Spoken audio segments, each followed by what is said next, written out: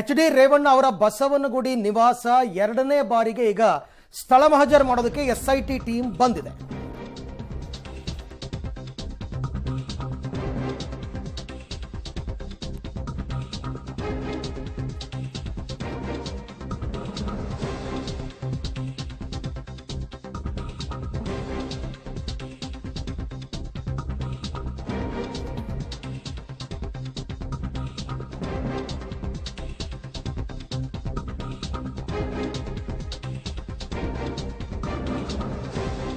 ಮಾಜಿ ಸಚಿವ ರೇವಣ್ಣ ಅವರ ಮನೆಗೆ ಎರಡನೇ ಬಾರಿಗೆ ಎಸ್ಐಟಿ ಟೀಮ್ ಬಂದಿದೆ. ಸಂತ್ರಸ್ತೆಯ ಜೊತೆ ಸ್ಥಳ ಮಹಜರಿಗೆ ಆಗಮಿಸಿದೆ ಎಸ್ಐಟಿ ಟೀಮ್.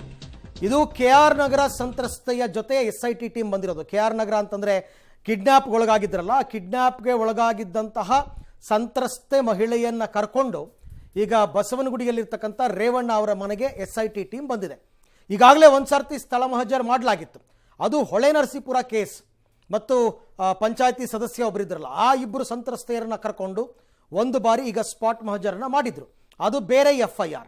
ಈಗ ಇದು ಕೆಆರ್ ನಗರದಲ್ಲಿ ದಾಖಲಾದಂತಹ ದೂರಿನಲ್ಲಿ ಈಗೇನವರು ರೇವಣ್ಣ ಪರಪ್ಪನ ಅಗ್ರಹಾರ ಸೇರಿದರೆ ಇದೇ ಕೇಸ್ನಲ್ಲೇ ಸೇರಿರ್ತಕ್ಕಂಥದ್ದು. ಯಾಕೆಂದರೆ ಸಂತ್ರಸ್ತೆಯನ್ನ ಕಿಡ್ನಾಪ್ ಮಾಡಿದ ಆರೋಪ ರೇವಣ್ಣ ಅವರ ಮೇಲಿದೆ. ಆ ಸಂತ್ರಸ್ತೆ ಈ ಮನೆಗೂ ಕೂಡ ಬರ್ತಾ ಇದ್ರಂತೆ, ಇಲ್ಲೂ ಕೂಡ ಅವರು ಕೆಲಸ ಮಾಡ್ತಾ ಇದ್ರು ಅಂತ ತಿಳಿದು ಬಂದಿದೆ. ಹಾಗಾಗಿ ಆಕೆಯ ದೂರಿನಲ್ಲಿ ನನಗೆ ಇಲ್ಲೂ ಕೂಡ ಏನಾದರೂ ದೌರ್ಜನ್ಯ ನಡೆದಿದೆ ಅಂತ ಉಲ್ಲೇಖಿಸಿದರೆ ಆ ಕೇಸ್ಗೆ ಸಂಬಂಧಪಟ್ಟಂತೆ ಕೂಡ ಈಗ ಅಲ್ಲಿ ಸ್ಪಾಟ್ ಮಹಜರ್ ಮಾಡಬೇಕಾಗುತ್ತೆ.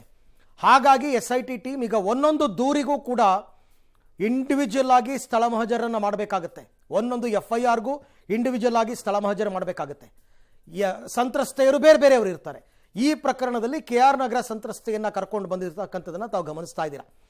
ಸೊ ಹಾಗಾಗಿ ಈಗ ಆಕೆಯ ಸಮ್ಮುಖದಲ್ಲಿ ಸುದೀರ್ಘವಾಗಿ ಮತ್ತೆ ಸ್ಥಳ ಮಹಜರ್ ನಡಿಬೇಕಾಗತ್ತೆ. ಕೆಲವು ಸಂದರ್ಭದಲ್ಲಿ ಏನಾಗುತ್ತೆ, ಯಾರದ್ದೋ ಒತ್ತಡಕ್ಕೆ ಅಥವಾ ಬೇಕು ಅಂತಾನೆ ಸುಖ ಸುಮ್ಮನೆ ದೂರನ್ನು ಕೊಟ್ಟಿರ್ತಕ್ಕಂಥ ಸಾಧ್ಯತೆ ಇರುತ್ತೆ. ನಿಜವಾಗಿಯೂ ದೌರ್ಜನ್ಯ ಆಗಿರಬಹುದು, ಆಗದೆಯೂ ಇರಬಹುದು. ಹಾಗಾಗಿ ಅದನ್ನು ಕ್ಲಿಯರ್ ಮಾಡ್ಕೊಳ್ಳೋಕ್ಕೆ ಅಂತಂದ್ಬಿಟ್ಟು ಪೊಲೀಸರು ಏನು ಮಾಡ್ತಾರೆ, ಸಾಮಾನ್ಯವಾಗಿ ಸಂತ್ರಸ್ತೆಯನ್ನು ಆ ಸ್ಪಾಟ್ಗೆ ಕರ್ಕೊಂಡು ಬರ್ತಾರೆ. ನೀನು ಈ ಮನೆಯಲ್ಲಿ ಕೆಲಸ ಮಾಡಿದೀಯಾ ಅಂತಂದರೆ ಎಲ್ಲೆಲ್ಲಿ ಈಗ ರೂಮ್, ಹಾಲ್, ಎಲ್ಲಿ ಏನು ಎತ್ತ ಏನಾಯಿತು, ಎಲ್ಲಿ ದೌರ್ಜನ್ಯ ಆಯಿತು, ಯಾರಿಂದ ಆಯಿತು, ಇದೆಲ್ಲವನ್ನು ವಿಡಿಯೋ ಚಿತ್ರೀಕರಣ ಮಾಡ್ಕೋತಾರೆ ಕಂಪ್ಲೀಟಾಗಿ. ಸೊ ಹಾಗಾಗಿ ಈಗ ರೇವಣ್ಣ ಮನೆಗೆ ಮತ್ತೊಂದು ಬಾರಿ ಎಸ್ಐಟಿ ಟೀಮ್ ಬಂದಿದೆ. ಬಸವನಗುಡಿಯ ನಿವಾಸದಲ್ಲಿ ಎರಡನೇ ಬಾರಿಗೆ ಮಹಜರ್ ಮಾಡಲಾಗ್ತಾ ಇದೆ, ಪಂಚನಾಮೆಯನ್ನು ಮಾಡಲಾಗ್ತಾ ಇದೆ. ಸಂತ್ರಸ್ತೆಯ ಜೊತೆಗೆ ಸ್ಥಳ ಮಹಜರಿಗೆ ಆಗಮಿಸಿದೆ ಎಸ್ಐಟಿ ಟೀಮ್. ಈ ಬಗ್ಗೆ ಮತ್ತಷ್ಟು ಮಾಹಿತಿ ನನ್ನ ಕೊಲೀಗ ಮಾರುತಿ ಅವರಿಂದ ಪಡ್ಕೊಳ್ಳೋಣ. ಮಾರುತಿ, ಇದು ಮೊನ್ನೆ ಒಂದು ಸ್ಥಳ ಮಹಜರ್ ಮಾಡಿದ್ರು, ಇದು ಸೆಕೆಂಡ್ ಟೈಮ್ ಮಾಡ್ತಾ ಇರೋದು. ಇದು ಬೇರೆ ದೂರ, ಬೇರೆ ಸಂತ್ರಸ್ತೆನ, ಇದ್ರ ಬಗ್ಗೆ ಏನ್ ಡೀಟೇಲ್ಸ್ ಇದೆ? ಅರವಿಂದ್, ಈಗ ಕರೆತಂದಿರುವಂತದ್ದು ಕೆಆರ್ ನಗರದ ಕಿಡ್ನಾಪ್ ಕೇಸ್ಗೆ ಏನ್ ಸಂಬಂಧಪಟ್ಟಿತ್ತು ಆ ಸಂತ್ರಸ್ತನೇ ಕರ್ಕೊಬಂದು ಈಗ ಸ್ಥಳ ಮಹಜರ್ ಜೊತೆಗೆ ಪಂಚನಾಮ ಮಾಡೋದಕ್ಕೂ ಎಸ್ಐಟಿ ಅಧಿಕಾರಿಗಳ ತಂಡ ಸಿದ್ಧತೆ ಮಾಡ್ತಿರುವಂತದ್ದು. ಪ್ರಮುಖವಾಗಿ ಕೆಆರ್ ನಗರ ಕೇಸ್ ಏನ್ ನಡೀತು, ಆ ಕೆಆರ್ ನಗರ ಕೇಸ್ ಕಿಡ್ನಾಪ್ ಕೇಸಲ್ಲಿ ರೇವಣ್ಣ ಅವರು ಎಚ್.ಡಿ. ರೇವಣ್ಣ A1 ಆರೋಪಿ ಆಗಿದ್ದಾರೆ. ಈಗಾಗಲೇ ಅವರ ವಿಚಾರಣೆ ಕೈದಿಯಾಗಿ ಸೆಂಟ್ರಲ್ ಜೈಲ್ ಸೇರಿರುವಂತದ್ದು.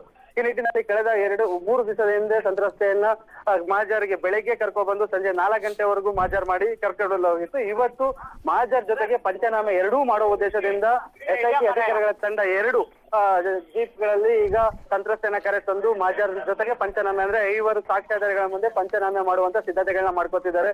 ಏನೆಲ್ಲ ಅವತ್ತು ಹೇಳಿಕೆಗಳು ಪಡೆದಿದ್ದು ಮತ್ತೊಮ್ಮೆ ಹೇಳಿಕೆಗಳನ್ನ ದಾಖಲಿಸಿಕೊಂಡು ಪಂಚನಾಮ ಮಾಡುವಂತ ಸಿದ್ಧತೆಗಳಿಗೋಸ್ಕರ ಸಂತ್ರಸ್ತೆಯನ್ನ ಕರೆತಂದು ವಿಚಾರಣೆ ನಡೆಸಿರುವಂತದ್ದು.